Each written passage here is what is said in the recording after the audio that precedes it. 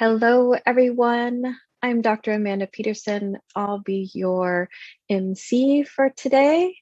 Welcome to week 3 of the Story of Now, Why Knowledge It Matters. It is our second iteration of the First at USD, the summer seminar for incoming first-year USD students. It's our way of welcoming you to our university and presenting lots of concepts about why liberal arts education matters. Week 3 is titled Systems that Systems that Shape Our Lives and Perspectives. We have an amazing faculty lineup today. We do have one change in order from what we had in the slide. We have, first we do start with Dr. Susannah Stern from the Communication Studies Department. Her presentation is titled The Imperative of Critical Media Literacy in the 21st Century. Next, we have Dr. Kailey Giordano from English, and this is a change in order. Women's Science and Human Control Over Nature, the work of Margaret Cavendish. Third, we have Professor Melissa Rovner from Architecture and Art History, Humanists for Spatial Justice, Critical Studies of the Built Environment and its Historical Representation. And finally, we have Professor Amanda Makula from Copley Library, who presents on Profit, Power, and Privilege, the Business of Knowledge. Thanks so much for joining us, and we very much look forward to your questions and comments in the chat. As usual, I will be compiling them and asking our faculty participants at the end a few questions from your list. Also, just as a plug, don't forget to join in the conversation on perusal for annotated reading. I hope you have a great time this week and that you have some riveting discussions. All right, we will start out this class as we usually do, asking each of our professors to describe in a few sentences how they view their disciplines. So first, we'll start with Professor Rovner. Hi, everyone. So I'm from the discipline of architecture history and art history, and I'm an architect by training. So I'm fascinated with the built environment and specifically how the history of the built environment has influenced things like segregation and inequalities, and how we might take a critical perspective on these things in order to dismantle some of those systems of inequality. And now we'll go to Professor Makula from Copley Library. Hi, everyone. My name is Amanda Makula, and I work in Copley Library. I'm the Digital Initiatives Librarian. And when I tell people that I'm a librarian, they usually say something like, "Oh, you must really like books." And yes, I do like books, but there's a lot more to the profession. Library and information science studies the creation, evaluation, the use, and the preservation of information. We look at how people interact with information, how knowledge is built and applied, and the impact on society, the implications on society of new knowledge. And there's a lot of different kinds of librarians and information scientists. So we have people who do collection building, collection development, acquisitions of new materials, whether it's print or electronic. We have archival studies and special collections, such as rare books and manuscripts. Of course, there's reference and instruction. So that includes information literacy, teaching people how to effectively interact with information, and student success. Like I said, I'm digital initiatives, so that's making information more readily available in digital formats and therefore more discoverable. We have catalogers and people who work with metadata to describe and organize and package information. Scholarly communications deals with how the system of new knowledge operates and challenges that it will face in the future. And of course, outreach and engagement building with the communities that we serve. This could be things like special programs or events that we offer. And librarians at USD we are faculty, and we go through the tenure system just like other faculty members in other units and departments. We all have liaison areas. Mine is ethnic studies. So if you decide to take an ethnic studies class or major in that discipline, you'll probably see me in some of your classes. Thank you.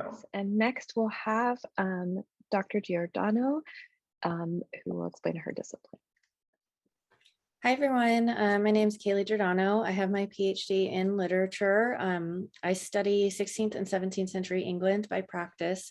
And I think probably the easiest way that I can explain what I do to you is just talk a little bit about what I do, rather than talking about literature in general. So what I look at and what I'll be talking with you about today is the ways that the environment, the natural world, is represented in literature, particularly in the 16th and 17th centuries in England, although I can study time periods outside of that.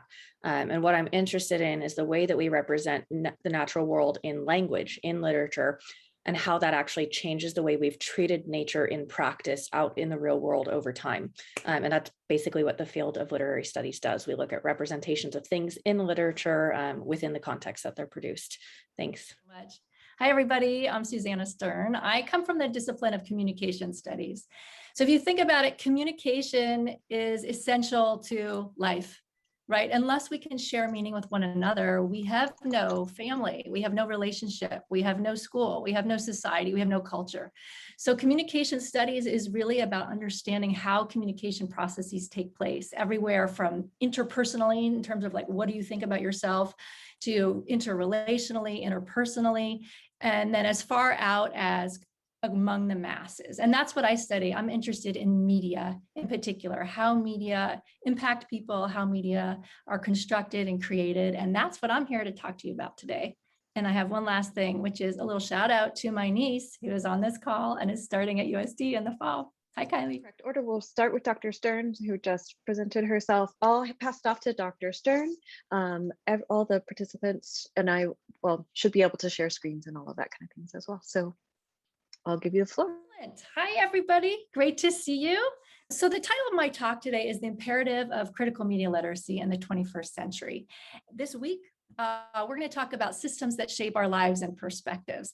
And, when a lot of us are young, or I'll speak for myself, when I was young, I used to think of knowledge, what we know, as something that's just out there, like an apple on a tree, and you just kind of pick it because it's out there. And if I just climb the tree high enough, if I read the right book, if I go to the right class, I'll just get this knowledge that's prepackaged, it's out there. That was my naive view of what knowledge is. But of course, what we're all here to talk about today, probably what you figured out over your last several years of high school, certainly in this class, is that knowledge is not just out there to be picked from a tree. It doesn't just pre-exist us, but rather that it's constructed, that people shape it. In fact, what we all have in common today, is this idea that knowledge production is a human process, that individual people, groups of people, organizations, companies come together to make knowledge, to make information, and we are thoughtful when we question that, when we think about who has the power to create knowledge, who gets to access it, who gets to shape it, who and how do people construct it, and what are the consequences for the fact that not everyone does get to construct knowledge, not everyone does get to access knowledge, and what does that mean for the rest of us? So let me get started. I'm going to be talking today about a particular system that I would argue is immeasurably powerful, particularly in the 21st century, and that is our media. Our media shape our lives and our perspectives vastly. If you think about how much time the average person, Americans, let's talk about Americans, consumes media every day, it is just beyond scope. If you add it all together and you don't count each one discretely, we're talking about 17 hours of media consumption a day. And a lot of that media consumption is accidental, a lot of it's incidental, but it's always working on us. It's always making a difference in what we know and how we think. I mean, just think about the last time, probably been a long time for a lot of you, you went to a movie theater. A lot of us enter into a movie or a book, or you're on a website, or you're engaging with social media. And in the moment, you're transfixed, you're entertained, you're sad, you're happy, you're scared. And in some cases, you leave that media interaction having changed. You know something different, you feel something different. You maybe lead your life just somewhat differently. And that is a pretty powerful reaction that we have to this amazing system that we think of as our media. I want to talk about that idea that media affect us, because they certainly do. And there's there's dozens of theories about how media affect us. I'm just going to talk about one in the very brief time I have today. And that's kind of coming at media influence and how it shapes what we know and what we think, and sometimes how we even behave from a cultural approach. And cultural studies is a way of thinking, a way of approaching that really focuses on this concept we call ideology. So ideology is very deeply held ideas and beliefs we have about how the world works. We all have ideologies. They persist in our religious systems. They persist in our schooling, in our families. Ideologies pretty much impact the way we lead our lives. And there are also within our culture dominant ideologies that are reproduced repeatedly by some of our most powerful institutions. For example, schools, religions, family, and media, right? So a dominant ideology is one that you pretty much see all over the place. You see it, overtly, you see it implicitly, and they're so common that they start to just seem normal. Like, of course, like, hello, yes, of course, that's just the way it is. They are so kind of commonsensical that we tend not to challenge them or question them. And the media are particularly good at shaping those kinds of dominant ideologies. So this is a little abstract. I'll give you an example. Think about consumerism. So consumerism is certainly a dominant ideology in the Western world, United States in particular, certainly probably since at least the Industrial Revolution. And consumerism is a worldview, an ideology, if you will, that a person has more worth if they have more material possessions, right? And that we're made happier by consuming more, right? I mean, think about how much, we covet when someone else has more things, or we see how wealthy someone else is. And then think about how we wish we were like them. Oftentimes, I wish I had more. I'd be happier if I made this much more money. I'd be happier if I had that bag or that outfit. We have a lot of messages telling us that that's true. And certainly the media are one among many by showing us frequently television shows that feature the rich, that celebrate storylines of upper class. We don't see those same kinds of storylines about people in lower classes. So we tend to think, oh, they must not be as happy. I want that. So this is just one ideology among many. There's ideologies that persist that are, about gender roles or about our economy or social institutions. But the thing to really take away here is the idea that our media really operate by reproducing those ideologies. So to understand how ideology operates in our culture, we have to study the artifacts of media culture, right? So if you think about an archaeologist, they might dig up in the earth, a vase from 1,000 years ago and try to piece it together with what else is in the neighborhood of that vase to figure out how did people live, what purpose did it serve, what was important to them, right? We need to do the same thing right now, in this year, in this moment of time. We can't wait for people in the future to figure out what mattered now. We need to start asking, what and who are the media texts that we consume day in and day out telling us? What are they telling us to value? What judgments are they making? What are they communicating to us about what matters? Because at the end of the day, all media texts have these ideologies that I've been talking about. A media text is everything from a television show to a movie, to a text message, to a website, to an advertisement. You can't have a neutral message. It doesn't happen. So it behooves us to think about, well, what are the ideologies that are being pushed towards us? Most messages that come from our mainstream media are what we might call dominant messages. Every now and then, you will also see some resistant ideologies. I mean, certainly over the past several decades, we've seen a real shift, for example, in messages about gender roles. Right? It's a little more acceptable now for men and women to cross lines in terms of occupations, or you might now see a storyline that normalizes a man staying home with his children. You certainly wouldn't have seen that decades ago. So I want for the rest of class today for us to just get in the practice of thinking and talking about asking questions of our media. So it starts to seem like something that you recognize the value of, and maybe even recognize that we need to start doing it sooner than college, maybe as early as K through 12, something you hopefully read about in your article for today. Sometimes the most obvious place to look for ideology in particular when we think about our media are children's media, because they tend to hit you over the head with information. You've probably seen advertisements like this one's for Legos. Legos are a toy, as you might have all played with. How many of you played with Legos? Right, it's pretty common. Most people play with Legos, but these are advertisements. What's the advertisement telling us? If you have a chat, I don't think you're allowed to talk in this, but let's look at let's think for a minute about what messages are they telling us here about, what matters, what values and points of view are showing up in this. One is for girls and the other is for boys. Absolutely. You know that right from the start. How do you know that? You know that when you see girls, right? The colors. Friendship is important to girls. What's important to boys? Girls, pretty, boys, action, fight.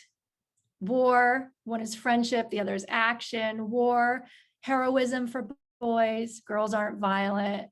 It's telling us to value strict gender roles. For young girls, friendship, daintiness, femininity. For young boys, violence, right? I mean, already from the get-go, right? We can look at something as simple as a little advertisement like this and get a lot of information. And believe me, kids are getting this information very early in their lives about this is the appropriate way to be a woman, appropriate way to be a man. Incidentally, I was putting this slideshow together yesterday and my 9-year-old daughter came and she's like, what's that? And she looked at the ad, she said, oh, that looks so fun. And she was pointing exactly to the boys' side. And I said, oh, what about the other one? She's like, no, that does not look fun. And I was like, well, what's the difference? And she said, well, that looks like action and that looks like hugging. It just made me laugh. I was like, what's wrong with hugging? She's like, it's cheesy, right? And so kids can start to decipher this. Like if we just push one another to ask questions of our media messages, it's not like it's impossible to do. Certainly some messages are more complicated. Pulling out kind of the messages that they have about ideologies are a little tougher, but they certainly oftentimes are more warranted, right? I want to give you another example. And as I introduced that, this is an advertisement that you might have seen from the Olympics. It's showing right now. I want to offer this up, that our media are profound sources of cultural pedagogy. If you think about that, I'm saying profound. They are profound educators because what we know, how we behave, what we think, what we feel, what we believe, what we desire, and what we don't, all of those in large part come from our media. And it's not too often that we pause to figure out from each message that we encounter, or all of the messages in aggregate, what are they telling us? How are they educating us? So I'm going to give us another example. This is a 2-minute video, so we're not going to have time to go over it, but I encourage you to type into the chat, what is it telling us? What is it teaching us? What values and points of view are being represented? Or even what values and points of view are missing? So just as we go, type into the chat.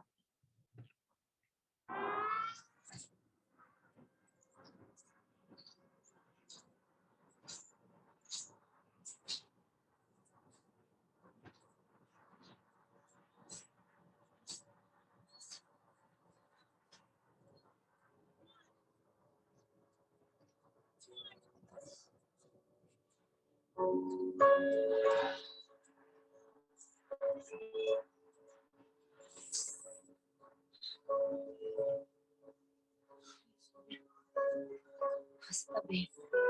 Você tá bem. Esqueci.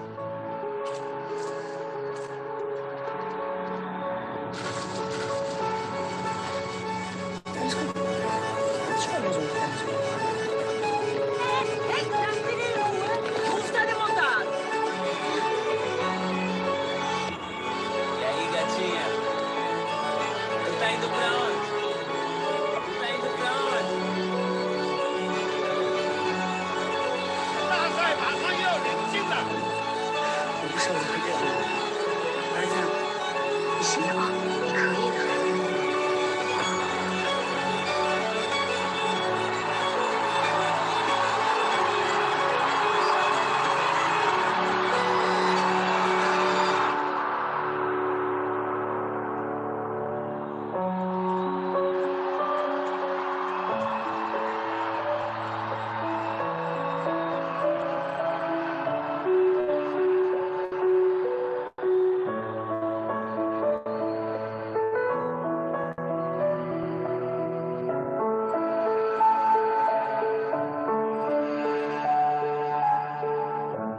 P&G, proud sponsor of moms. All right. It's an interesting ad. I apologize that it had the French subtitles there. But if you look through this chat, just take a minute to scroll through and you'll see all kinds of really interesting exploration of what this advertisement was offering. Lots about gender roles, about family, for example. Messages like it's you against the world. The world's kind of a scary, dangerous place. Parents are first and foremost protectors. It's a parent's job to protect. Never give up, right? No matter how hard things are, never give up. I mean, some of these things, maybe it looked like they should give up if it was that painful, but no, that's not the message, right? And some of you might even disagree with what I'm saying or what someone else might have put up here in the chat. And that's another interesting part of thinking about being media literate, which is the idea that not everyone looks at the same message and walks away with exactly the same meaning, right? Depending on who we are, maybe if you're sitting at home and you're an athlete, something resonated with you in a different way than it might with me, right? Certainly our age difference might be making differences in how we engage with this text. But ultimately, rest assured, there's nothing left to chance, particularly in advertising, and that it's always intending to have particular effects, but also that it might have effects unintended that we're not necessarily paying attention to, but we should be. I am seeing, I'm going to pause for a minute. Mine is saying that we only have 10 minutes left on this chat. I mean, I'm just putting you in there, or on this call, just so you know that. Free meeting will end in 10 minutes. Do you see that? Yes, I did. So that's what we were talking about. So everyone, I think we will probably get booted in 10 minutes, and I'm putting the link to go right back in after that. Sorry about that. Oh, that's all right. And I will keep going, hopefully finish and before that happens, definitely finish. Great, Dr. Stern, thank you. Yeah. Okay. So media are profound sources of cultural pedagogy. Hopefully I've started to convince you of that media are interesting, right? If you really just pause and start to analyze them and don't just let them wash over you like there's so much bound to do, that they're fascinating, right? They teach us how to be men, how to be women, how to dress, to look, to consume, how to react to different people who are unlike us, how to be popular, how to be successful, how to avoid failure, how to conform. Right? All this information is coming to us from our media, and they shape us in ways that we must pay attention to. And, you know, today's class is just to kind of excite you about the idea that we must pay attention, but there's all kinds of ways to build that literacy such that we can be more critical and informed of the media that we encounter. You might be sitting here thinking, well, advertising is unique. It's meant to be persuasive. It's designed to impact you in a particular way. But most of the other media I engage with, I don't even watch advertising. It doesn't affect me that way. Well, certainly that's probably not true. We know beyond a shadow of a doubt that fiction, entertainment is also incredibly influential in shaping our beliefs, our ideas, our behaviors. You know, you can think about the last, you know, a scary movie that you watched recently. You know, did it make your heart beat fast? Did it make you fearful? Did it make you lock the doors of your house, right? All of these are subtle impacts. We don't necessarily think of them as shaping us, but they do. I have a clip here. I don't know if I'm gonna have time to show it just now of CSI. There's been a couple studies lately that have shown that all these TV shows from the past decade or more, focusing on legal dramas and that have all these different forensic abilities and they can run all these scientific tests and whatnot, that they have made it really hard for prosecutors to ever convict anybody because people sit in juries and they expect all this fancy technology. They expect, DNA and, all this. Here, I'll show you a second. I can't actually access my screen. Never mind. They show you all these different ways to prove that someone is guilty. And so when it's actually real life, people have those same expectations. Think about the time you went on your first date, if you have, right? You probably have expectations for what that's like, having never been on it. There's research that actually shows that people have a pretty interesting script for what they think happens on a first date. You've probably never been to a prison, but you might have a pretty good idea what happens there. It might be accurate, it might not. All I'm suggesting is that media matter. They shape what we know. They shape what we think. They shape how we act. All media texts have a purpose too, right? That is shaped by the people who made it and by the systems in which they're created. A lot of messages that are in the mainstream media are commercial. They're meant to get your attention so you buy something or you pay attention. You keep paying attention and you keep paying attention and you keep paying attention, right? That's the goal when you watch television, watch YouTube. They don't want you to leave. They want you to stick around.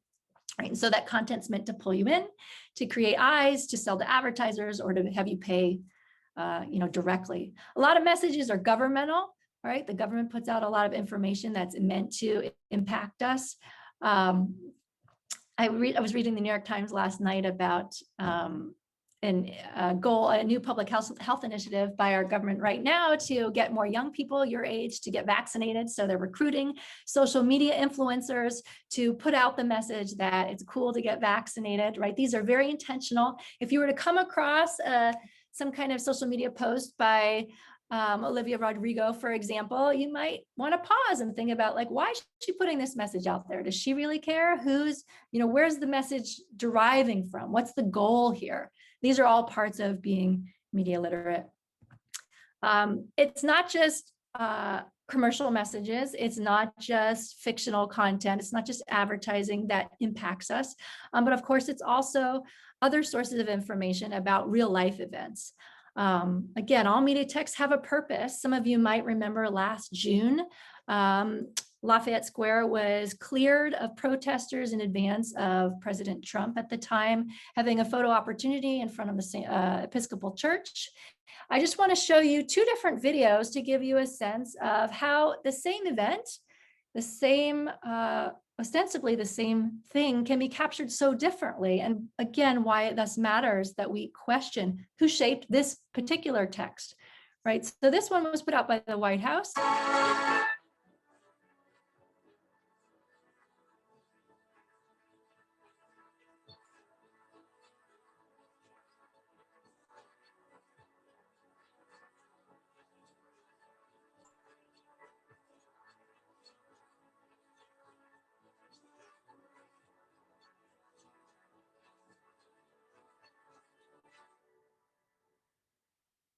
All right. How many of you saw that before? Anyone see that version? So that was put out by the government. Why do you think the government would put out that version? Type in the checks. What do you notice about that one?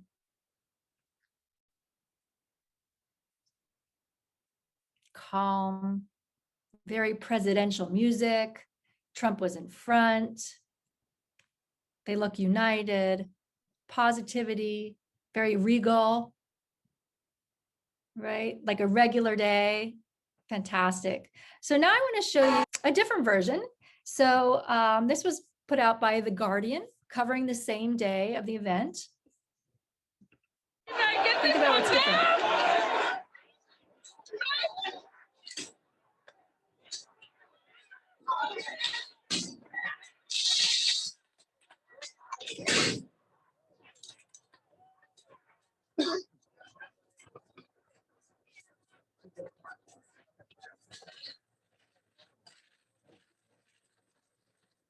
Mr. President, your thoughts right now?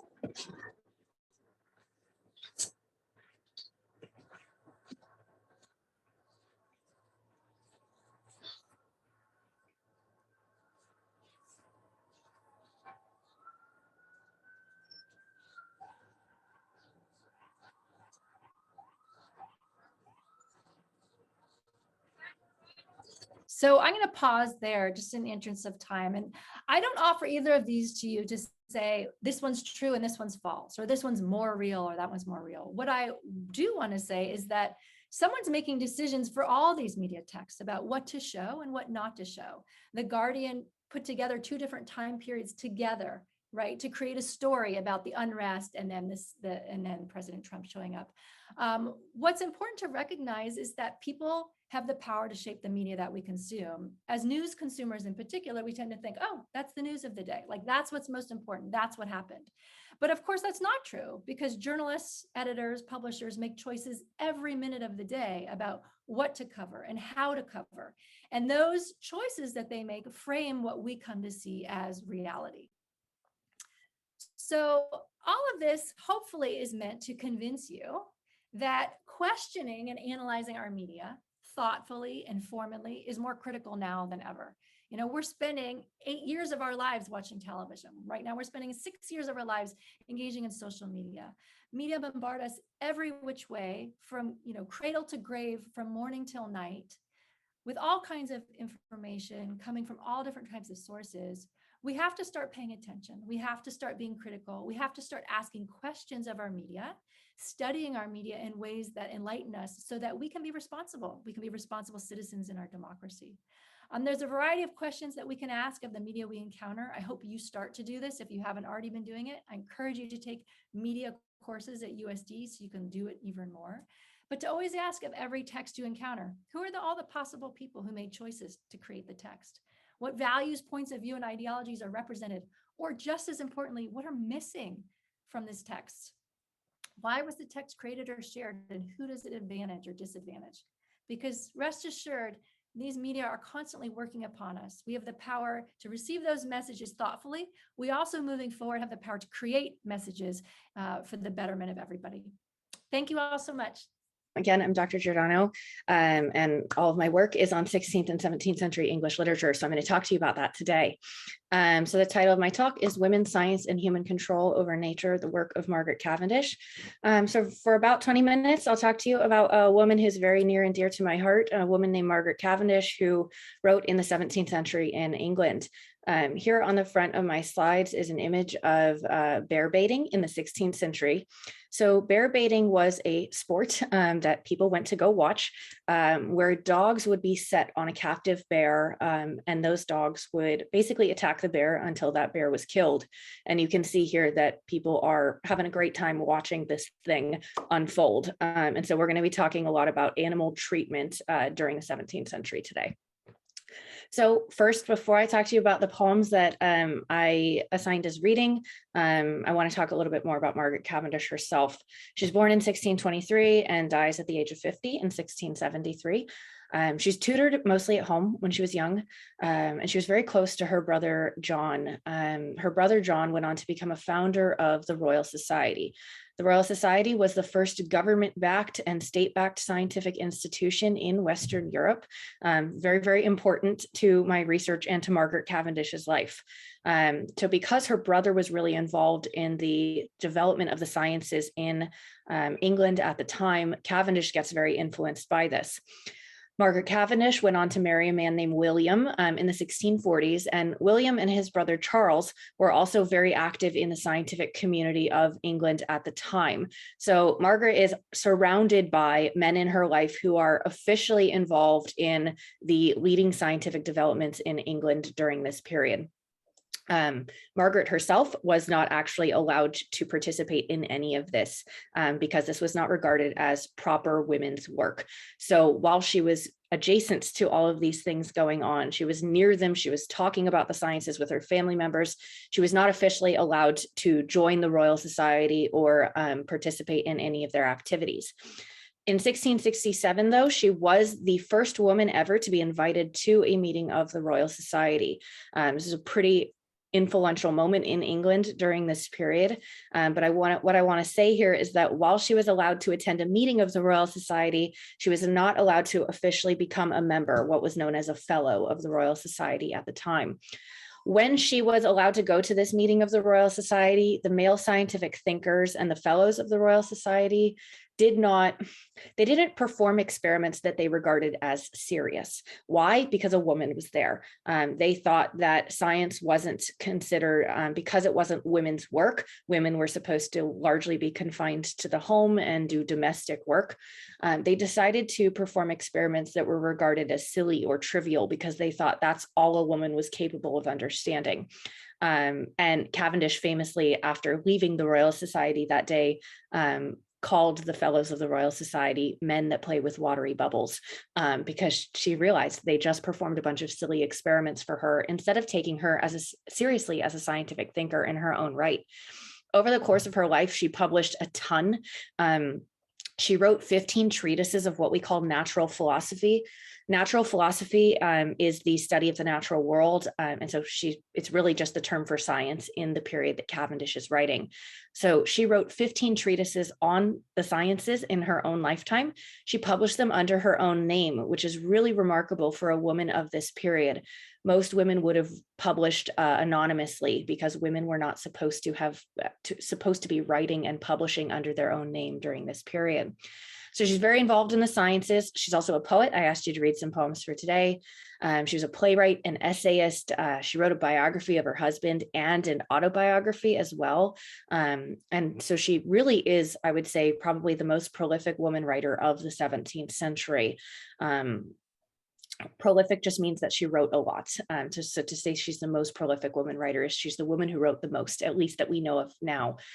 Her work was largely ignored until the last 20 or 30 years by literary scholars. We only recently recovered her manuscripts and started studying them.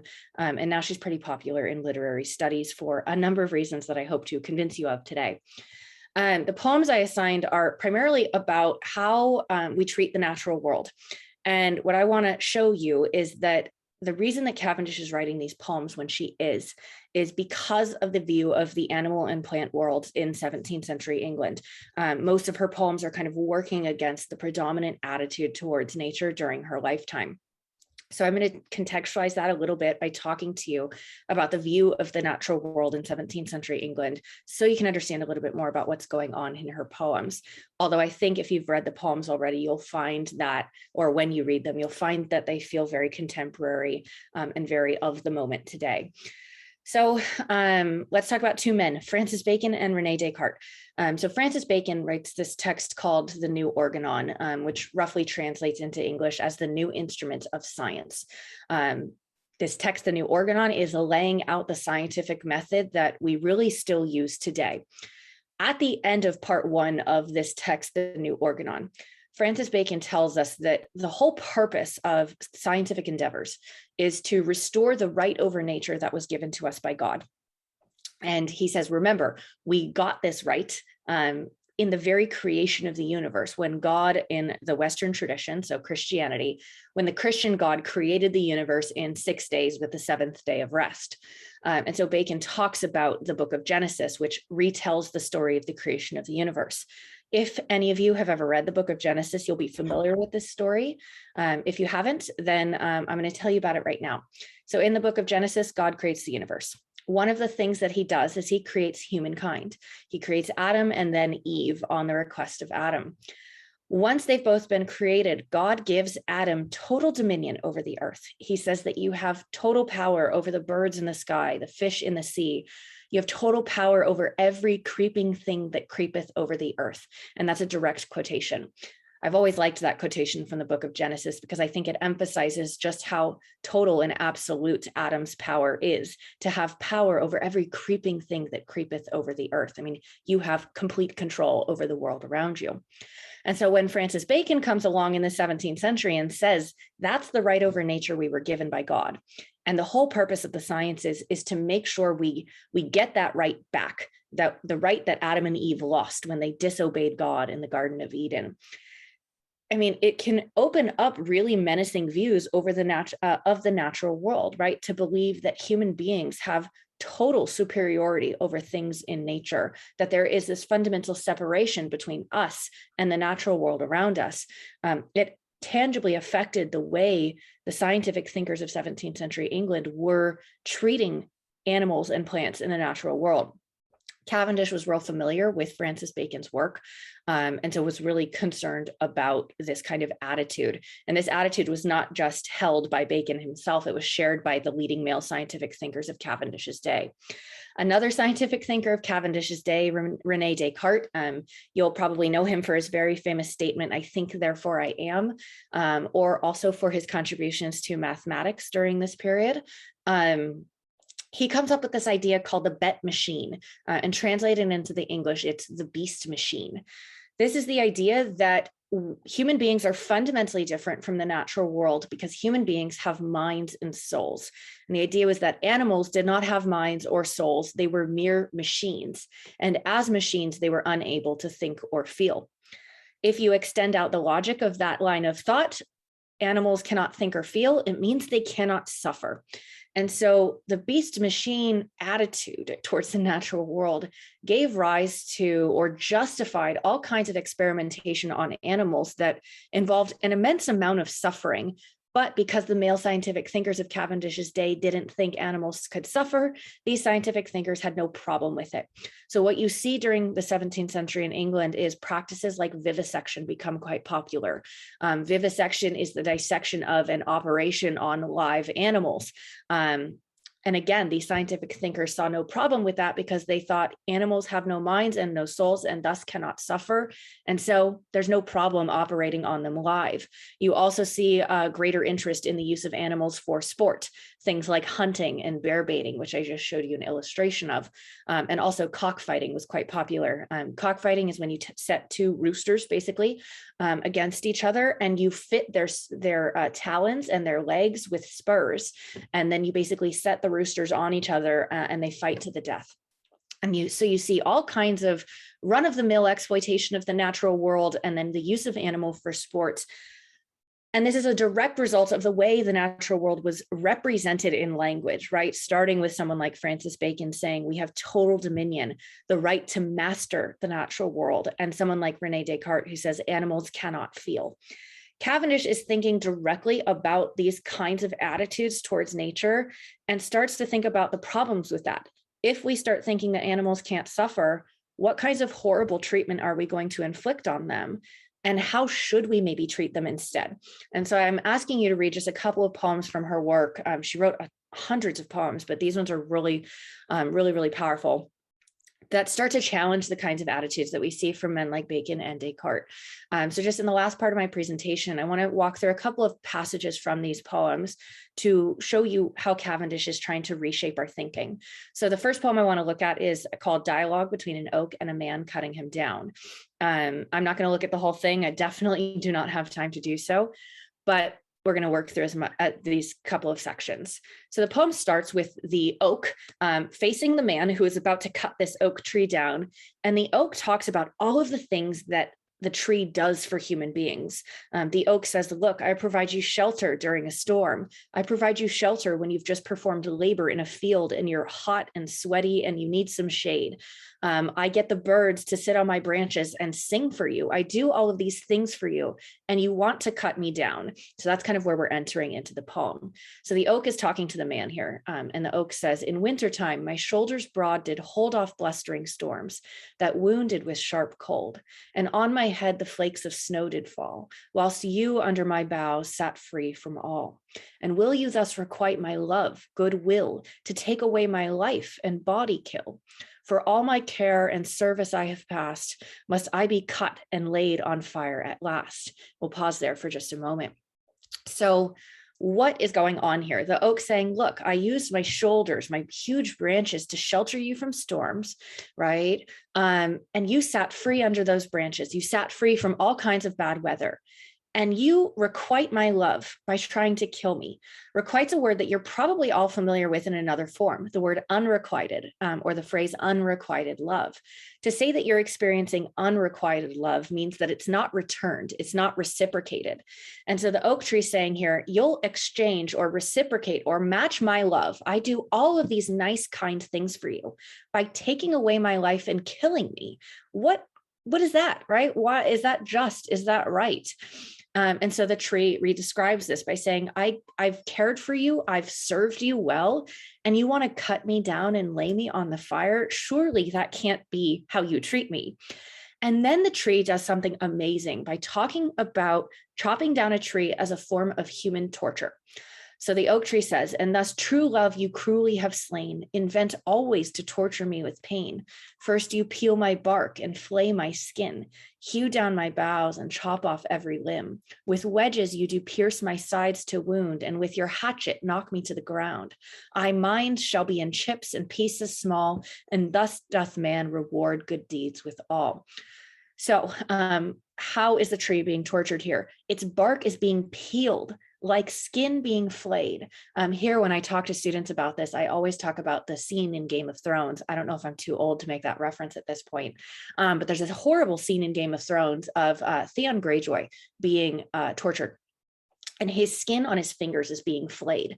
Basically, his skin, the layers of his skin are kind of sliced with a knife, and the skin on his fingers is peeled off. It's a horrifying scene to watch. I almost always close my eyes.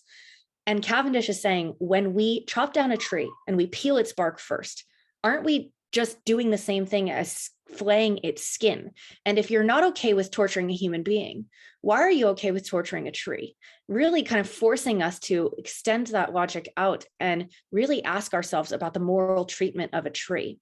And then when we go to chop the tree down, we put a wedge in its side, which is often the case. You kind of drive a wedge into the tree and then hit it. So that way the tree trunk is easier to break. The oak tree says here, you're piercing my sides with these wedges, and then you knock me to the ground, and then you mine me into chips, right? You've all seen kind of a wood chipper before. And you ground me into pieces small. And that's how you reward me with all of my deeds to you. The man then goes on to basically show that he hasn't listened to the oak tree at all. He says, look, I'll form you into a ship, and then you can sail the ocean blue, and you can know all about the world around you. And the tree says, I don't care. I don't want to be made into a ship. I just want to live my life as a tree. And so the man throughout the poem just refuses to understand that the oak tree just wants to live its life. And what happens towards the end of the poem, I think, is just amazing. So the man shows, even at the end of the poem, that he hasn't understood the oak tree at all. He says, alas, poor oak, thou understandst, nor can imagine half the misery of man. All other creatures only in sense join, but man has something more, which is divine. He hath a mind, doth to the heavens aspire, a curiosity for to inquire, a wit that is nimble, which runs about in every corner to seek nature out. If you as man desire like gods to be, I'll spare your life and not cut down your tree. I hate the man in this moment. So the oak trees just talked about all the misery that human beings inflict on nature. And the man tries to one up the oak and say, you cannot imagine half the misery of me, right? So self-obsessed, it's so frustrating. And what does the man say here at the end of the poem? He says, look, human beings have something divine. We have a mind, we have a soul. Sounds just like Descartes here, right? And he says, look, unless you, tree, want to be like a god, unless you have something divine in you, then your life is not worth living. And so he says at the end, unless you want to desire to be like a god, then I'll spare your life. Otherwise, I'm going to cut down your tree, cut you down. And in this moment, so frustrating to me, right? You have this human being who just said, like, you have to assimilate, you have to be like a human being in order for your life to be worthy, right? And the oak tree said, no, there's just other ways of living. And just because I don't want to be like you doesn't mean I have to be killed. And so the man is unable to see outside of his perspective, but Cavendish has really forced us by the end of this poem to really think from the perspective of a tree and think, is that tree's life of value outside of what it can give to us? Cavendish, I think, does something similar in her two poems about hunting, the hunting of the stag and the hunting of the hare. So we're just going to look at the end of the hunting of the hare. So the hare is being hunted, and this poem is written from the perspective of the hare itself. A hare is effectively a very large rabbit. And the hare is telling its story about being hunted. And this is the moment that the hare dies. Then tumbling down did fall with weeping eyes, gives up his ghost, and thus poor Wat, he dies. Wat is another name for a rabbit. So the rabbits died here. Men whooping loud such acclamations make, as if the devil they did prisoner take. When they do but a shiftless creature kill, to hunt there needs no valiant soldier's skill.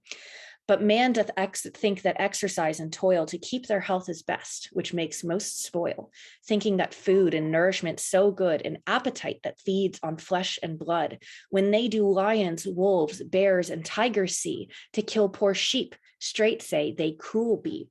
So what's going on here? I love Cavendish, she's an amazing writer. So she's just said, okay, this poor hare has died. And what are the men doing? They're whooping loud, they're screaming as if they just took the devil prisoner. I don't know about you, but a rabbit, a silly little rabbit, is not the devil, but they're acting as if they have captured the devil himself. And then she says, look, all they've killed is a shiftless and innocent creature. To hunt there needs no valiant soldier skill. In other words, you're not brave, you're not courageous for killing a hare, you're just a jerk, right? And then by the end, she says, what's worse about human beings is that they look at animals killing other animals in nature and say, oh, how cruel. I'm sure all of you have done this at a time or two watching a nature documentary. You look at a lion killing a deer or something, a wolf killing a sheep, and you go, that's so cruel. without thinking about how human beings are so cruel to the natural world, right? So we're blind to our own failings and then sitting here celebrating the hunting of a hare. And then Cavendish ends it in, I think, a really powerful way. She says, for themselves, all creatures think too few. For luxury with God would make them new, as if that God made creatures for man's meat, to give them life and sense for man to eat. Or else for sport or recreation's sake, destroy those lives that God saw good to make, making their stomachs graves, which full they fill with murdered bodies, that in sports they kill. Yet man doth think himself so gentle, mild, when he of creatures is most cruel and wild, and is so proud, thinks only he shall live, that God a godlike nature did him give, and that all creatures for his sake alone was made for him to tyrannize upon. I wish this could be like plastered over every classroom in this country today. So we stop treating nature the way we did. I just think it's so powerful. So Cavendish just said, human beings think that everything exists for us, that God made creatures for man's meat, that God made creatures with life and sense and the capacity to feel so we could eat them. And worse, that we could hunt them for sport and for our pleasure. We could destroy nature for our own gain. The way she describes what it means to put an animal into your stomach is amazing, right? She says, when we eat an animal, we make our stomachs graves filled with murdered bodies. I am not a vegetarian. I still do eat meat, but I will say that I think twice almost every time I eat meat now, because I think about the murdered body inside of my stomach, because Cavendish has really shaped the way that I'm thinking about these things. And then she says at the end, again, like, the worst part about this is we think we're so gentle, and we're actually the most cruel thing in the natural world. And worse, we're proud. We think that, like the man in the previous poem, we were given a godlike nature. And because we were given a godlike nature, because we are the creatures, God's beloved creatures, we think that everything in nature exists for our sake, and that nature is made for us to tyrannize upon, right? I love this use of the word tyrannize here. Tyranny is a political word. We use it to describe when political leaders are abusing their power. And here she's saying, can we actually be tyrants over nature? If you're uncomfortable with political tyranny, if you're uncomfortable with a dictator coming to power and oppressing people, aren't we the dictators of nature oppressing things in the natural world? Are you okay with that? If you're not okay with it in the political sphere, in the human sphere, you better not be okay with it when it comes to the natural world. And so you can see how she's kind of directly responding to this attitude from Bacon that we have this natural right over nature, and Descartes' attitude that beasts can't feel things. She's just written poems about animals potentially feeling things. And by the end of it, I think your perspective is so shifted to thinking a lot more about animals being worthy of fair treatment that we often don't extend down to the natural world. So I hope what I kind of wanted to show you in this is that the way we represent things in literature, in language, can actually tangibly affect the way we treat them in real life. If you say that animals cannot feel things, you're going to treat them that way. If instead you write poems like Cavendish, where we imagine what it might be like to be a tree, or what it might be like to be a hare being hunted, your morality, your sense of ethics about how we treat the natural world can shift. And so ultimately, I think kind of just like Dr. Stern's talk, I think what we're both arguing is that you've got to be very careful about the way language is used, because it does affect the way we put things into practice. So I hope that was interesting to you. I love Cavendish. I hope you enjoy her work. And I guess I'll pass it off to the next person. Thanks again. So today I'm going to be speaking to you about the built environment and the ways it has been or can be represented in ways to either marginalize people or to advocate for a more just society. I hope that you may take away from this talk three things. One, an understanding that cartographic representations, or maps, as we most commonly know these as, are not without bias. Two, an understanding of the ways in which maps communicate and have influenced spatial configurations as well as social injustices.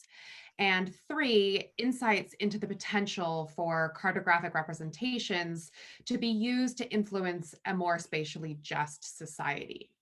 With these three modes of understanding, I hope that you may see spatial representations as social agents and to feel inspired to use your academic pursuits to become what I'm titling this talk, Humanists for Spatial Justice. So maps are commonly understood to be objective instruments of spatial representation. Take, for example, what's shown here, the widely distributed Mercator projection map, from which most Americans have been taught to understand global geography. The Mercator map attempts to solve what has been called the orange peel problem, or the problem of unfolding a spherical object into a two-dimensional representation. It does this by preferencing parallel or orthogonal lines, as we might call them, which served navigational purposes after 1569 when the map was created. So in their search for expansion, global powers could follow the cardinal directions of the map using a compass to sail to their desired destination. What the map fails to communicate, however, are the myriad choices and omissions made in generating a singular representation like this. In the Mercator projection map, which is shown on the left, the United States and the countries of Western Europe are shown to be much larger in relation to Africa than they are in reality. The Peters projection map, what's shown on the right, was created in 1973 in an attempt to rectify these inaccuracies. In the Peters map, area is represented in proportion to actual land mass. Still, the Peters map is flawed, sacrificing the accuracy of shape by stretching vertically at the equator, like you might see, or horizontally near the poles to solve the area problem. So these spatial inaccuracies may appear to be a necessary consequence of the orange peel problem or the dilemma in representing a sphere on a flat surface. But when considering the associations of power with things like size and position, they have the ability to communicate or influence power imbalances. Mapping was a necessary practice to the expansion of global imperial power. The Spanish used the Mercator map in the 16th century to travel to South America, where they mined for resources to fund the Spanish crown and grow their empire. The British used the map to navigate across the Atlantic, enslaving and trading Africans and establishing plantations across the eastern United States. Imperial powers like the Spanish and British claimed greater social, political, and intellectual prominence in order to justify their territorial expansion across the globe. The exaggerated size of the Western Hemisphere in the Mercator map supports this claim, even if unintentionally. The map then can be used to influence beliefs and justify actions despite its seemingly objective form. So here, what you're viewing is an indication, an overlay of the types of exchanges and extractions that were taking place underlying this map. Critical cartography is the practice of observing, analyzing, and representing space in a way that destabilizes the inherent biases and the power imbalances of cartographic representation, or maps, as we've been looking at. While the Winkle triple map, which is shown here, it was produced in 1921 and was adopted by the National Geographic Society in 1998. It balances area, direction, and distance to represent a more accurate global picture, but it's still a singular and therefore totalizing representation of global geography. A humanist representation, on the other hand, is one that foregrounds diverse or minoritized voices and perspectives. The practice of critical cartography is a humanist endeavor that operates twofold. It involves the analysis of unexamined forms of representation, such as the Mercator map, as well as the presentation of alternatives in an attempt to dissolve these barriers and influence spatial justice. We can consider how entities of power have relied on cartography to execute social and spatial injustices by looking more closely at historical representations of space, such as what you're looking at now. So for example, this representation of the Spanish Empire was made by Diego Gutierrez for King Philip II of the Spanish crown in the 16th century, and it only slightly predates the creation of the Mercator projection map. At first glance, the map appears to be an object of artistry and display, containing elaborate engravings of the Americas and their surrounding seas.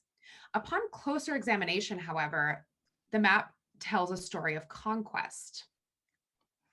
Place names are provided only for coastal locations where Spanish ships would have arrived and operated to trade goods back to Spain. This suggests that the Spaniards were interested in resource extraction with their colonization of the Americas, more than social integration or settlement. Those natural and cultural elements of Africa and Brazil foreign to the Spanish Empire are highlighted along the coastlines in the map, as you see here. The Spanish crown sought out objects, goods like foreign game, furs, and metals, as indicated by the map's depiction of rhinoceros, lion, interior waterways, and mountain ranges. People are shown hunting, hanging fur, and cooking animals over open fire on the right. The depiction illustrates perhaps the Spaniards' ignorance as much as knowledge of the foreign territories. The interior of the foreign landmasses are left relatively open. So if you go back to the previous slide here, you can see that in the center of South America, for example, there's very little detail provided versus the coastlines, suggesting that the Spanish did not understand the foreign people or way of life, or that they did not acknowledge its existence at all. This reading and representation would have served the colonizers' mission to take and develop the Americas as they saw fit, based on the belief that foreign populations were uncivilized or worse, dispensatory. So the Western European depiction of indigenous cultures supported these beliefs. Taking a look at the 19th century representations of dwellings and villages, we can see how social evolutionary theory, which is highly problematic, was developed to justify settler colonialism across North America. The Department of the Interior published Lewis Henry Morgan's Houses and House Life of the American Aborigines, shown here, in 1881, which illustrated the connection of these theories to domestic environments.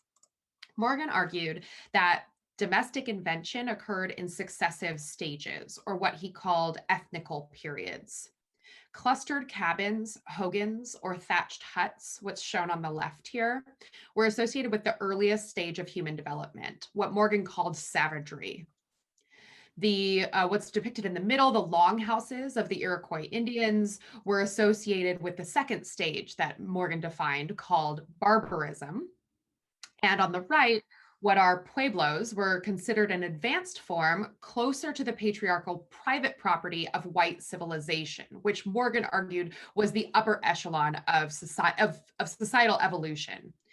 With this depiction, Morgan rendered the Indian populace as a dying race, and their diverse domestic instantiations, as depicted by these images, as an obsolete form of crudeness on the path to civilization. The contrast between indigenous lifestyles and what Morgan claimed was a superior form of civilization were materialized through the colonial settlement of foreign territories and its depiction in plans and maps. As famous French African psychologist Frantz Fanon stated, the colonial world is a world cut in two. The dividing line, the frontiers, are shown by barracks and police stations. The zone where the natives live is not complementary to the zone inhabited by the settlers. The two zones are opposed, but not in service of a higher unity. Fanon's statement illustrates how the line, be it a physical border or simply ink on a plan or a map, is not just a geometric or artistic entity, but an active one with agency, with the ability to inspire violence or forge inequalities. The contrast created between the indigenous village and the foreign military and civic presence can be seen clearly in the British map of colonial Calcutta from 1842, which is shown here. The line or boundary between what the British called the Indian Black Town and the colonial White Town is enhanced by differences in density, configuration, and scale on either side of it. The Black Town was, as they called it, was supposedly illegible to the British, according to Western standards.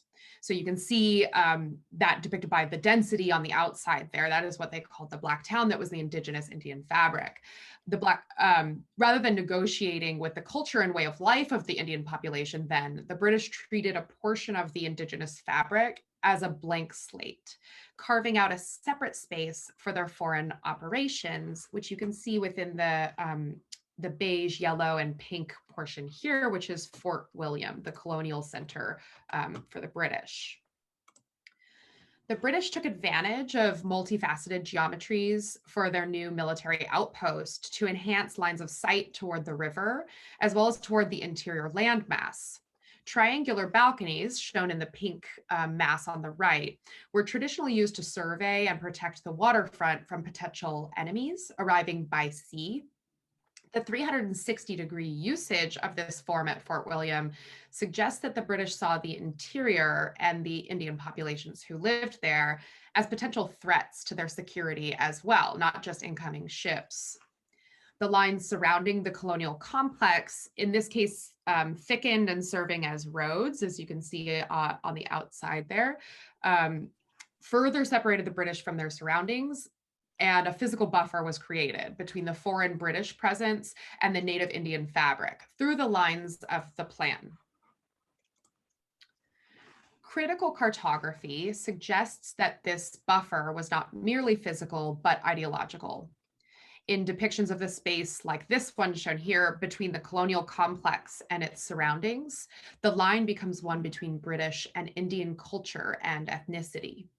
The colonial complex is monumental, shown in the back there with the wall of white neoclassical architecture, with a wall of buildings designed in a style like this that harkens back to the Roman Empire. Indian people on the other hand, are pictured congregating on the other side of the fence that's guarded by British soldiers. According to the Western social evolutionary beliefs that were explained by Morgan's text that we looked at, the rigid geometries and structure of the colonial complex were reflective of a more advanced societal status. The Indian people are pictured without structure, gathered loosely and barefoot amongst sheep, elephants, and camels outside of this complex. So the illustration serves to create a visual contrast between the supposedly civil British and the supposedly savage Indian. This visual separation is maintained by the physical lines of the plan or the map, and is indicative of the British population's disinterest in the Indian culture. Permanent colonial settlements similarly relied on geometry to create change in foreign territories, but instead of using lines to forge separation, they used them to facilitate assimilation to Western societal standards. The settlement plan of the city of Santiago from 1796 that's shown here exemplifies these standards. Spanish settlers had orders from the crown to establish new towns in the Americas according to what were named the laws of the Indies. It was said that the laws would encourage indigenous people to revere as well as fear the Spanish settlers. With the rigidity of the grid, as you can see it here, the Spanish presence would be felt everywhere. That was the intention of the laws of the Indies. The laws provided explicit instructions for locating and populating new Spanish towns throughout the Americas. The focal point was to be the central plaza in the center here, roughly 400 by 600 feet rectangular, and government, civic, and commercial buildings were to front onto that plaza. And then an entire city block was to be given to the church. This configuration was designed to highlight the importance of Western religion, governance, and capital to what the Spanish deemed progress or civilization. The 4 roads framing the plaza were to follow the cardinal directions like were established on the Mercator Map, and to continue out into the surrounding fabric and serve as guidelines for subdividing property according to Western standards. A rectangular grid provided the framework for cohesive and homogeneous town planning that could be expanded at the will of the Spanish colonists. So something interesting about the grid then is that it's oblivious to topography or landscape land masses. It cuts and carves out space based on the Western practice of surveying and subdivision and encourages privatization of property. But in order to relate this a bit to the USD's surrounding fabric, the Pueblo of San Diego was the first Spanish settlement in California, in fact, established in the 1820s, in what was then a territory of Mexico. And by exercising methods of critical cartography, we can see how Spanish power was contested in the execution of Old Town here. So despite following the laws of the Indies, the 4 cardinal roads surrounding the main plaza of Old Town are interrupted by the natural topography to the northeast, Presidio Park that you see there.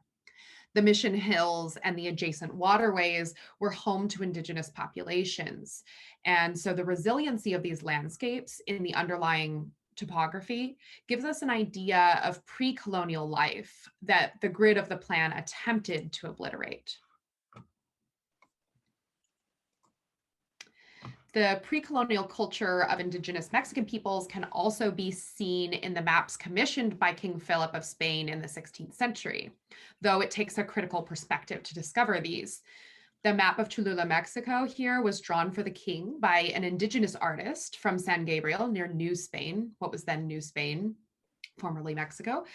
As expected, the space is configured and represented in alignment with the laws of the Indies. You can see that by the grid, but also the Franciscan church at the center takes visual prominence on the page and physical prominence on the site, populating a total of 2 city blocks.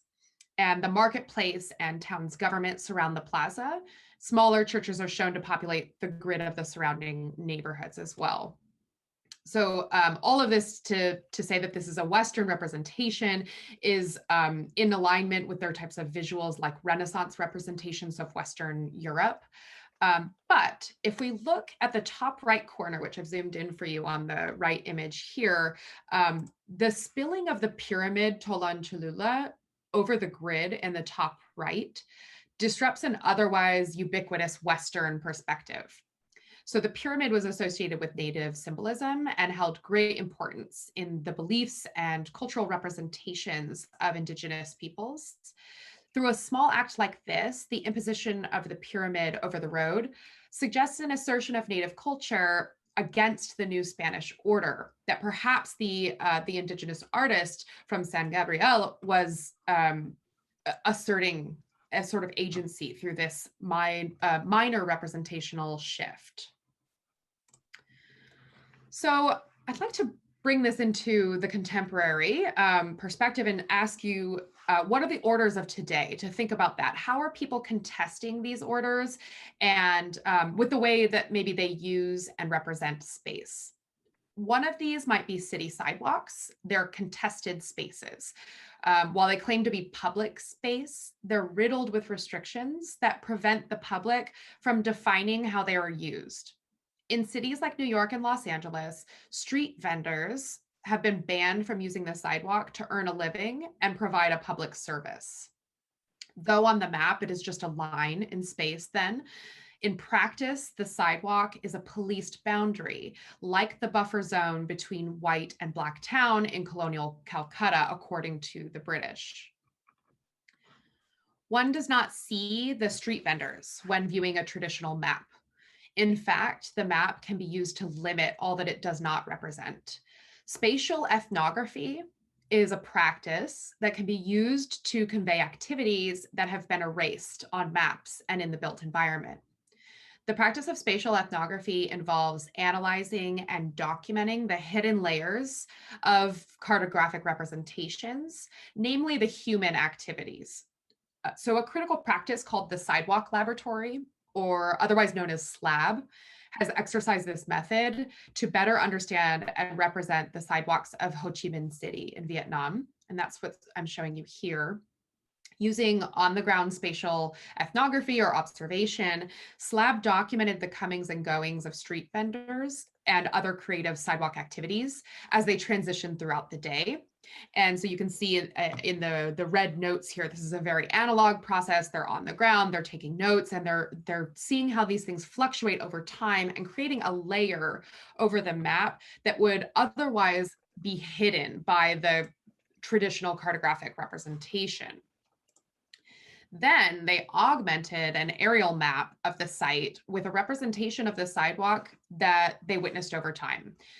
So whereas traditional maps are fixed in time and in space, the critical representation challenges these limits by conveying temporal dynamics and social dynamics. So with the imagery here, but also the usage of the sidewalk throughout the day over different times in the vertical axis. So it's a way to augment the traditional cartographic aerial projection map with a humanist layer.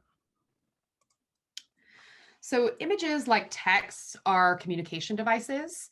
Power imbalances are often disguised as objective through cartographic means of representation.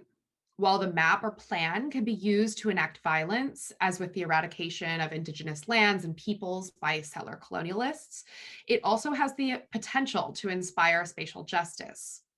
When engaged critically, cartography can expose these power imbalances and present humanist perspectives in an effort to rectify them. So I challenge you, when viewing seemingly objective representations of space, like the Mercator projection map, to think about the ways in which social attitudes may underlie or emerge from such devices, and to work to see and incorporate a more diverse set of voices and understandings of the world that surrounds us. Thank you so much. I really look forward to discussing these talks with you in our smaller groups.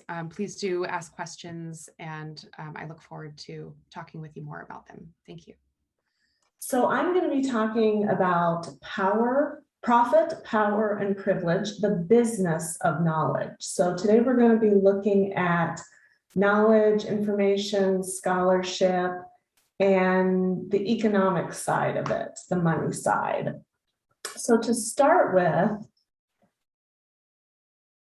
I'm assuming that many of you have seen something like this. You're out on the internet, you're on Google, maybe Google Scholar, you find an article, something that you want to read, but unfortunately, in order to do so, it's wanting you to pay a fee.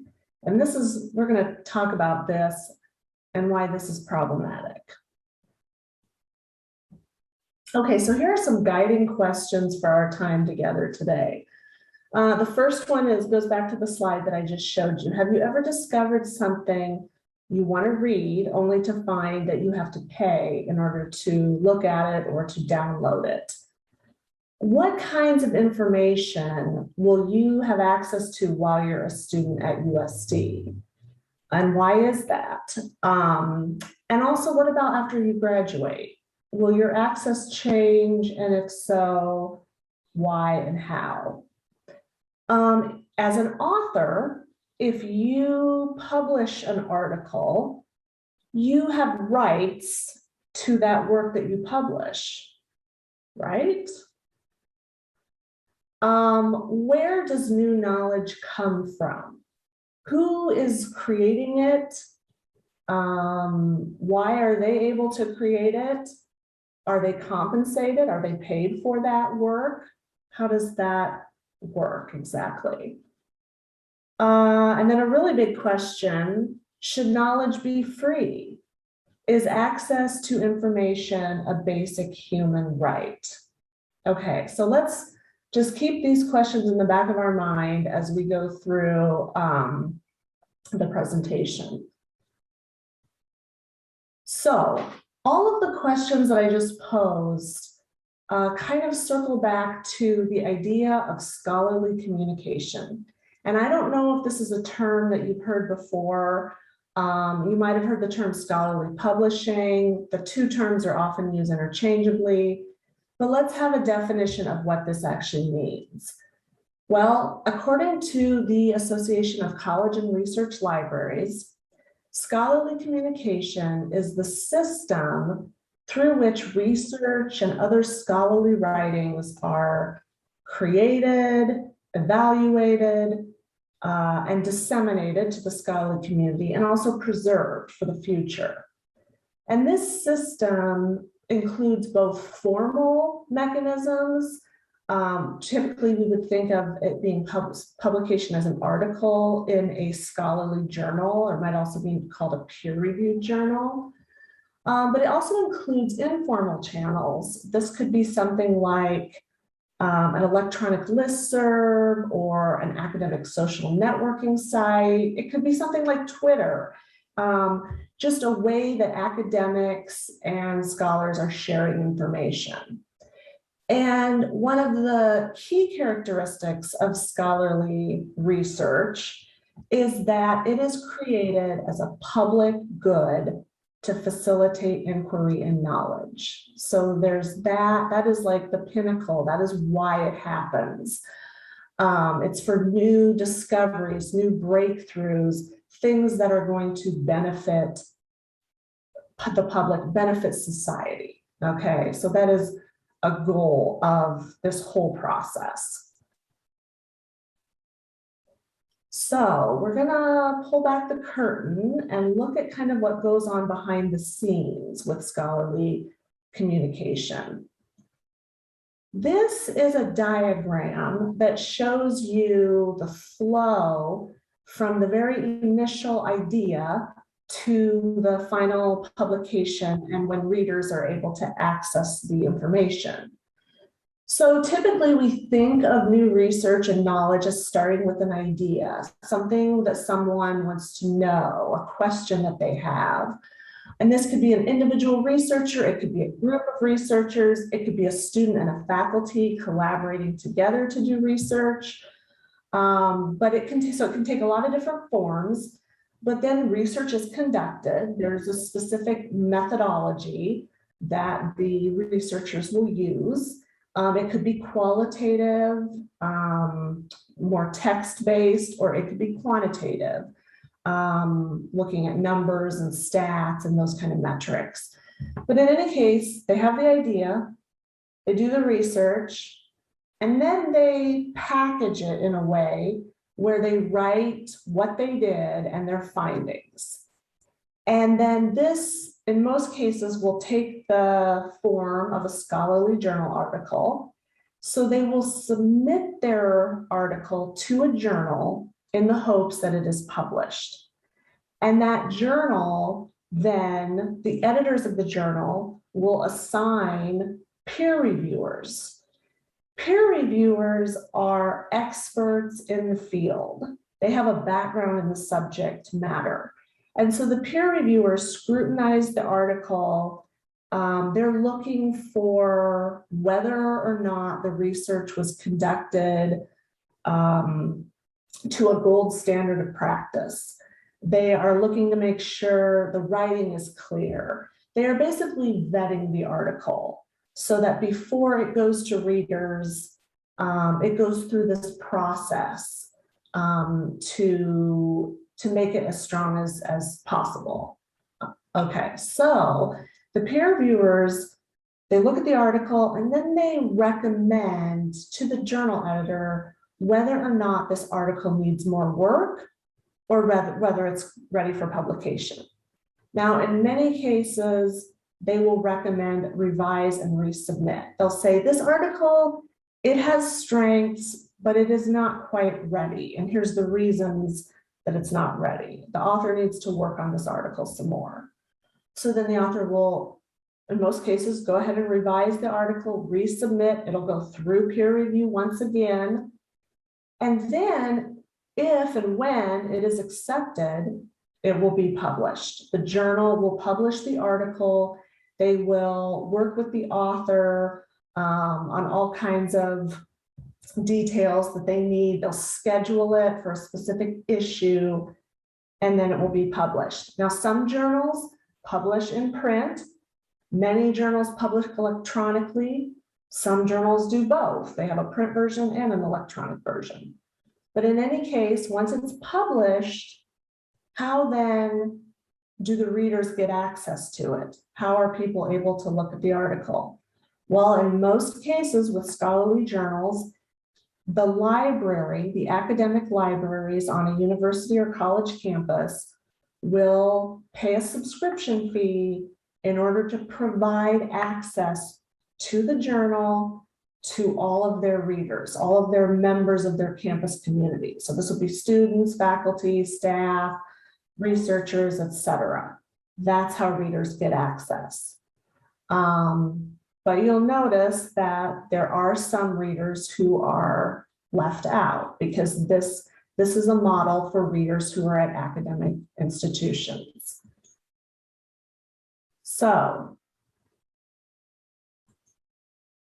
let's look a little bit more closely at the labor that goes into this process. So we see a cohort of people who are doing the work, primarily authors. These are academics, these are faculty, students, researchers who are working to create the knowledge. They're the ones writing the articles. There are also people doing the work, the peer reviewers, the other experts who are vetting the work. There are the editors of the journal. And finally, there is a component where the publishers will offer services like formatting the article, doing the layout, doing the preparation, promoting the article. There can be different things that the publishers are doing, but the bulk of the work, creating the content, is done by the authors.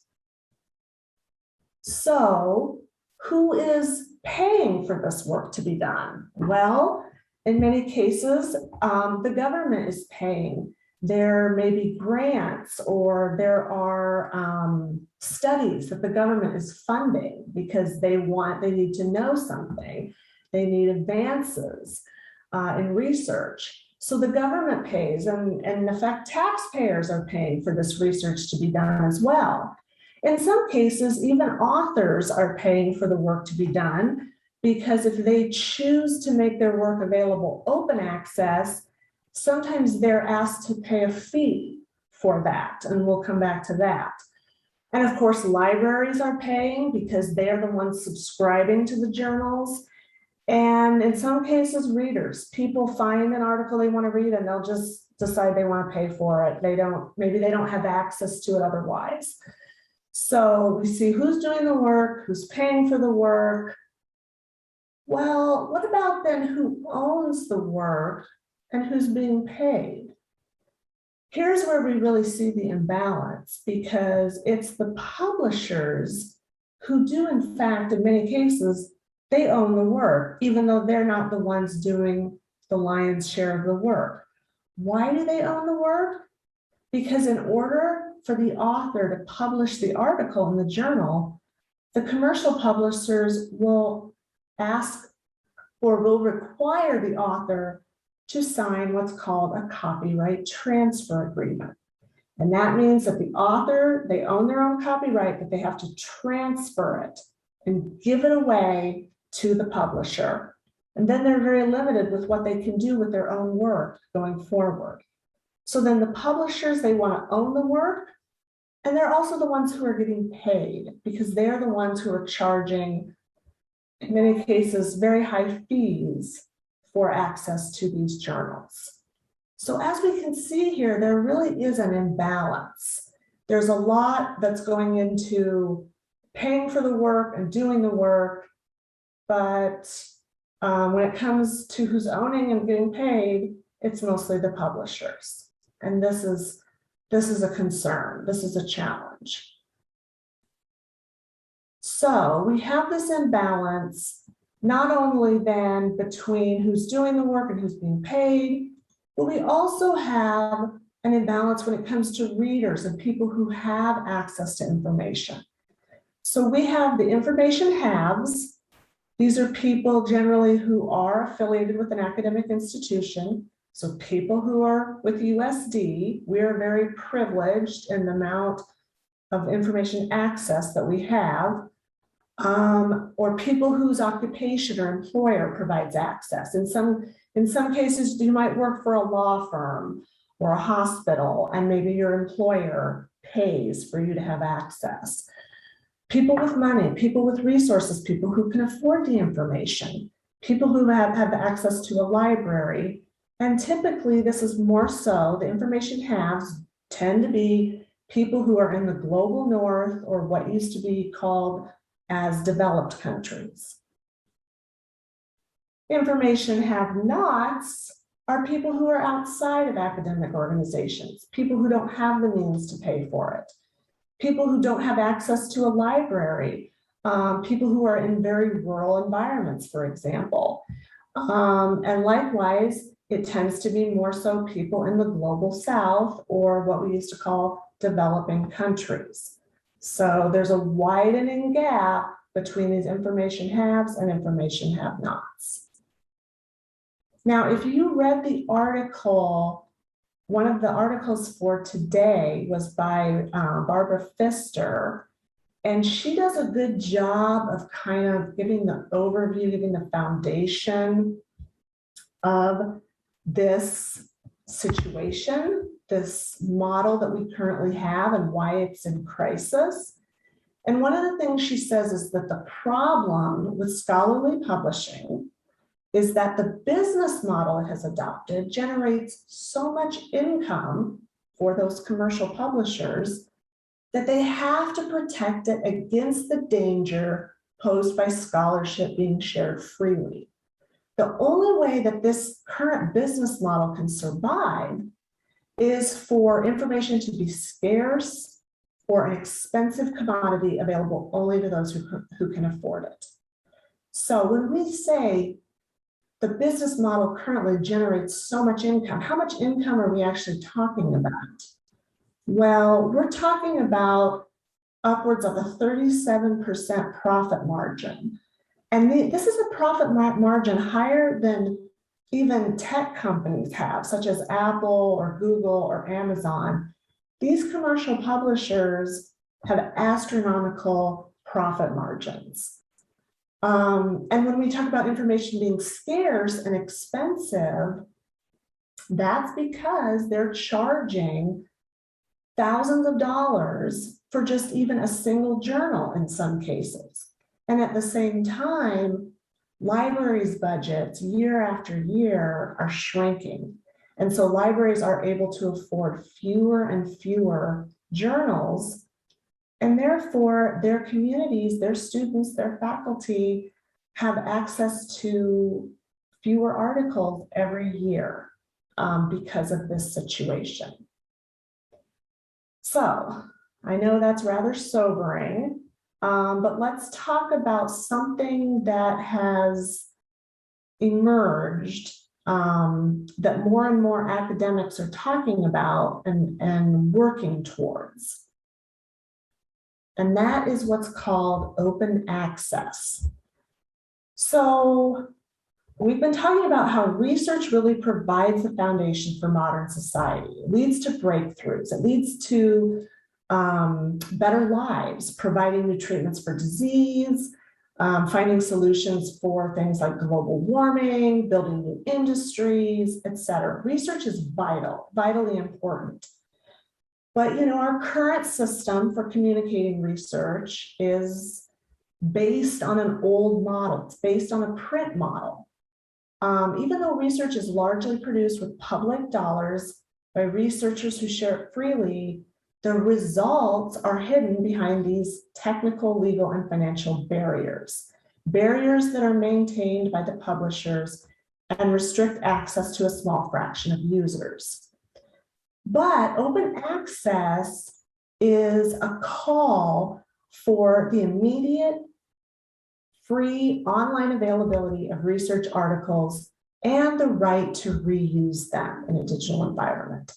This definition comes to us from the Scholarly Publishing and Academic Resources Coalition. They are a leader in the open access movement, but there's many other organizations who are working for this as well. And this kind of goes back all the way to the Budapest Open Access Initiative in 2002. So we're almost 20 years out now. And the Budapest Open Access Initiative was a group of leading academics and scholars worldwide who called for the electronic distribution of peer-reviewed journal articles, completely free and unrestricted access by all scientists, scholars, teachers, students, and other curious minds. So you don't have to be an academic, you don't have to be part of a university or college.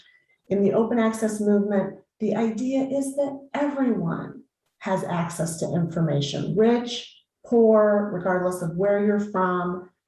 If you're able to have access to the technology, basically a computer with an internet connection, then the idea is you should be able to read and download scholarly literature.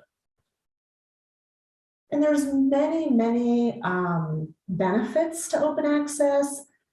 It's not just for the readers, it's also for the authors, because by having their work open access, they have more exposure for their work, they can have a greater impact, they will receive higher citation rates, their research might influence public policy, they can comply with grant mandates because more and more grants are requiring things to be made open access. Taxpayers get value, the public can read it. There's many benefits to pursuing open access. And we see this especially in a time where we have a crisis like COVID-19. This really underscored the need for research to be made open access and to be made available quickly, right?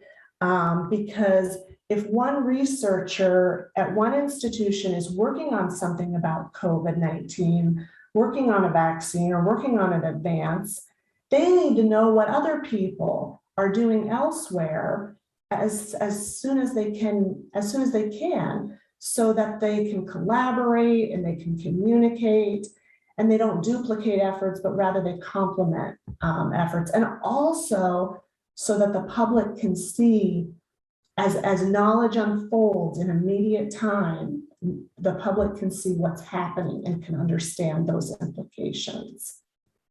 So, open access is the answer, right? Well, as much as that would be wonderful, there are some systemic obstacles. There are some barriers that we're still trying to work through. One of the biggest barriers is simply a cultural one, and that is that the current way that the academic system is set up, especially when it comes time for professors to seek tenure and promotion, the current system is very much entrenched in journal rankings and the reputation of certain journals. And so they might say that the tenure committee might say to a faculty member, you need to be publishing, you need to target X, Y, and Z journals. But those journals maybe are commercial journals that are not open access. And so the faculty member kind of has their hands tied because they want to be promoted, they want tenure, but they want open access, but there's a tension there. It's hard to do both. So there's definitely a cultural issue. There's also misunderstandings about what open access means. For a while, there was a myth going around that, if a journal is open access, then it's not peer reviewed and it's not reputable, it's not legitimate. The two things are completely separate, they're independent of one another. And so we have to work toward addressing some of these misconceptions or stereotypes about open access. In some cases, there are open access journals, but they charge fees for authors, and they say to the author, if you want to publish your work open access, that's great, we can do it, but you have to pay $500 or you have to pay $5,000. It can really depend on the journal. And so that also hampers the ability for authors to do open access.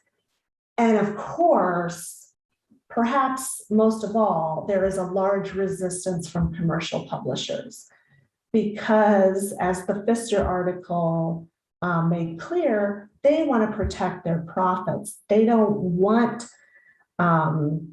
to support new models or find new ways of doing things, it's in their best interest to keep doing what they've done before and protect those profits.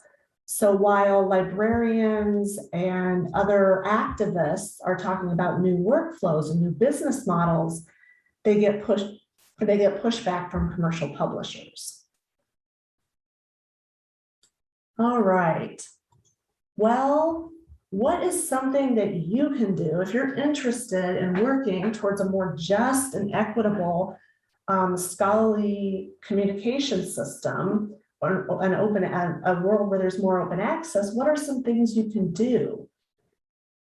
I would recommend to first just keep an open mind and listen and learn as much as you can about open access, what it means, and advocate for it, and also advocate for transparency. You know, we need publishers who are willing to be very upfront about what it is that they do, what they charge, and we just need that. We need that level of transparency to be there, rather than it being sort of an obscure, confusing process.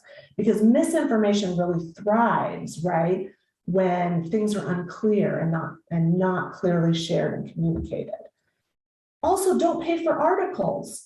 While you're a USD student, you know, the library is already paying for the journals and the articles. So make sure that you use library resources. And if we don't have it, you can do interlibrary loan and you can get the articles that way, because we network with other schools. Support nonprofit organizations, donate to open access organizations if you're inclined to do so. Places like, or groups like Spark, for example, I mentioned them. There's many others too. There are a lot of groups, a lot of people who are working for change. And finally, if it comes to you are going to publish your own work at some point, or you're doing collaboration with a faculty member, and the two of you want to publish an article, be very intentional about where it is that you choose to publish your work, and try to look for a journal where you are able to retain your copyright and you retain your right as an author, and you don't sign it over to the publisher, because that will allow you to use your own work in other venues. So if you want to know more, I am going to be teaching a 3-credit elective class this January. We're going to go into a lot more detail and have a lot of activities and hands-on learning and that kind of thing. So you could keep that in mind. And you can also feel free to reach out to me through email. I put my email on the slide here as well. And I look forward to our discussion groups later this week. So thanks everybody so much. Thank you, all 4 of you. I'm also very thankful that we didn't get booted from our call. So I have a few questions, and there were some great questions also about kind of peer reviewing and what we do as professors that I answered in the chat. So you guys just got like an introduction to some of what your professors do that you had no idea.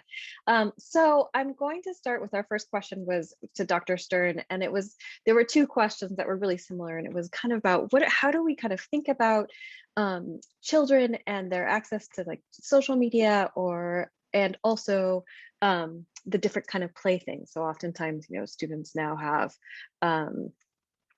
access to social media, and so then they're being subjected to advertisements that are directed towards them, and also they're not playing with toys, and so it seems really odd that kind of the adult-run world is influencing so much the children. So Dr. Stern, I'll leave it.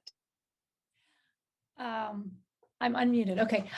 So lots built in there. I think the main thing, so are children affected by media? Absolutely. It seems like you all are probably in agreement with that. I think what I would advocate for is, I think we tend to think that some of these questions about influence or the construction of knowledge in all the domains that we're talking about, you have to wait until you're older. But there's no reason that we can't start educating preschoolers or with my kids is, as soon as I could talk to them about the messages that they encounter in the media or elsewhere. So, as early as, their cognitive development begins, we can start asking questions. We watch Cinderella and we talk about, well, why did she stick around? Why didn't she go get a different job? Like, what, you don't have to sit next to a child and just allow them to encounter the media and say, oh, shoot, that's a bad gender role message. But rather you can model for them engagement with questions, and you can ask questions of them. You can produce media with them. And so I think that's probably the best way early on. It's not didactic. It's not like give them a lecture or wait till college till you learn about ideology and cultural studies and blah, blah, blah. But that from a very early age, we start to teach young people that they can challenge the messages that they encounter, that they can learn about media production, that they can create their own media messages. And, we do exercises with elementary schools where we say, you have to create a serial and you want to get people to buy it. What do you do? And then in the production and the simulation of a production, you start to understand, oh, advertisers use effect, they use production techniques to persuade me. So I think the take home with regard to children is they're certainly very influenced. Parents cannot always be there, but when parents are there, they can be very involved in mediation. But I certainly am one among many who've begun to advocate for media literacy education in schools, like all the way down to preschool, but certainly starting in kindergarten through age 12, grade 12. And the United States is really behind. If you look around the world, Europe is far ahead of us in terms of actually implementing media literacy in K through 12 classrooms. American schools have been pretty resistant. Canada is light years ahead of us in terms of recognizing that in this day and age, it's not enough to know how to read or write, print. You also need to be able to read our media, to be able to ask the right questions, find the right answers, or find a variety of answers and understand how they are different and why they're different, and to be able to produce your own media. I'm trying to keep it tight because I know there's more questions, but I'm happy to follow up on anything specifically. And you'll also have 2 discussion sessions this week. So thanks so much. And I have to just put in a plug for your college classes, that kind of, hey, how do we think about these things and letting students explore? You'll be having a lot of that these upcoming semesters and years. So the next question. That's called Children in Media, by the way. There's a whole class on children in media, a whole class on teenagers in media. Sorry.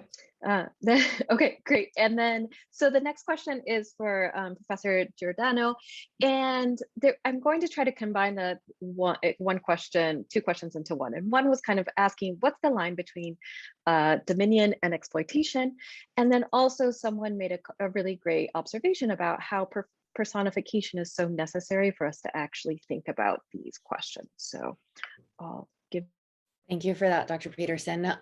So I really like both of those questions, or I should say one's a question and one was a comment.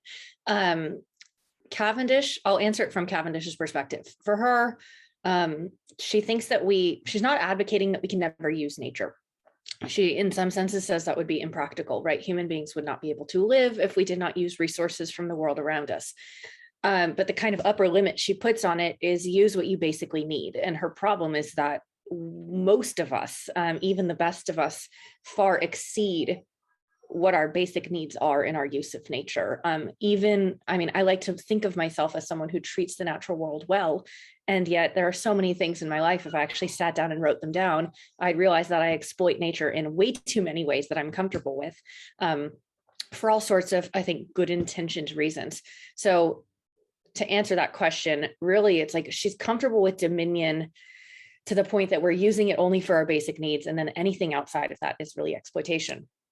I do, though, think that she's opening up a line of thinking that maybe she doesn't even realize at this point, a line of thinking that suggests that maybe we actually don't have this dominion over the natural world at all. This is some stuff that I'm particularly interested in my studies of nature, really all the way through today, that I think some of the most compelling arguments we make now is that human beings are just one among thousands of other species on this earth. And that who's to say we're superior to the animals that we interact with around us, right? Some of you have pets, and I'm sure I've got a little 6-month-old puppy in my home who you may hear whining behind me. I look at her and sometimes I think she's just so much smarter than I am when she does a certain task, right? Or you encounter any other animal out in the world and you think, well, I would never be able to do that, right? And so I do think that Cavendish is opening up this kind of thinking that maybe we're not actually superior. And the only reason that we think we're superior is because someone said it a long, long time ago in the book of Genesis, that Adam deserved to have the whole earth at his hands. And so that's the stuff that I'm really worried about, is that when we represent things in language a certain way, thousands of years ago, it changes the way that we now think about nature today. And some of the greatest work I think people are doing is to really say human beings are not superior to the world around us. And if we keep thinking that way, the only end point of this is the destruction of the earth.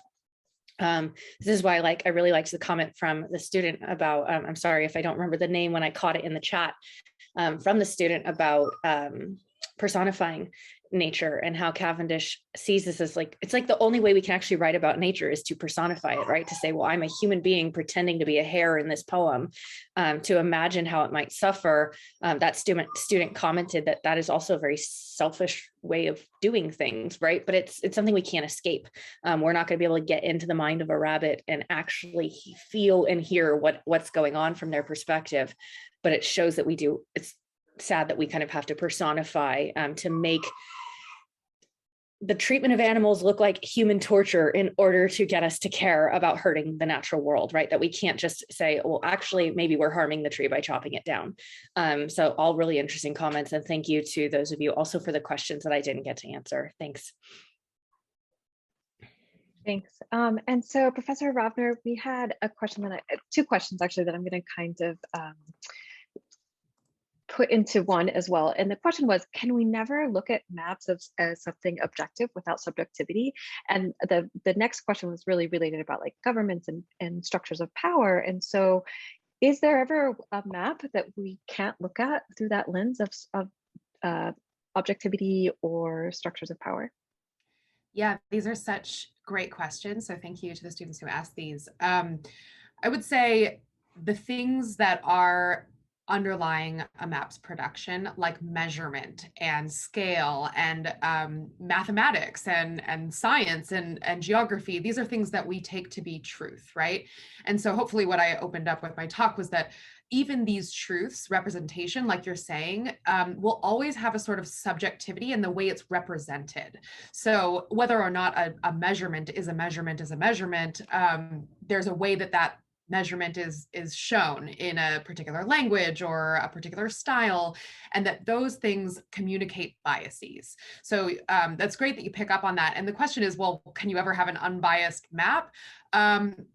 No, probably not. But what you can do is challenge who's producing the map. Is it a top-down production of a map that's from a position of elitist power, like a colonizer? Or is there a way to create a bottom-up map that's a bit more participatory, or that forefronts different voices that may be marginalized? And yes, those who have a position of power are going to be the ones that are able to publish a particular representation, or to put that out there and reach the mass amount of audience from these venues of privilege. And I'd say, based on the other talks, to answer that, there's forms of mass media now where more people can have bottom-up voices and influence publics.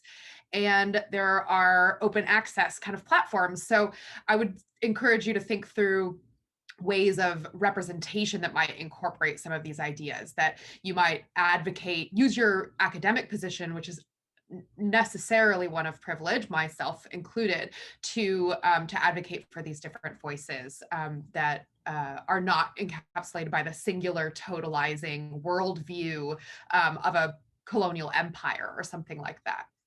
Thank you so much for the questions, and we'll discuss more soon.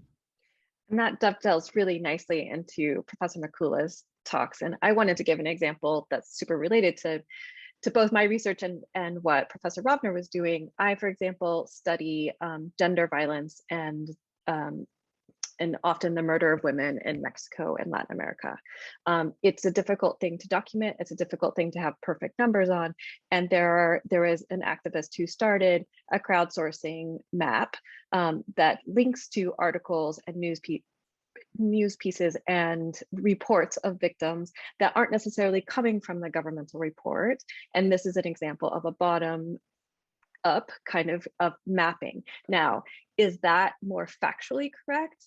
No, the numbers are not perfect. And so, but it is a resource that is also kind of breaking some of the power dynamics that are involved in there.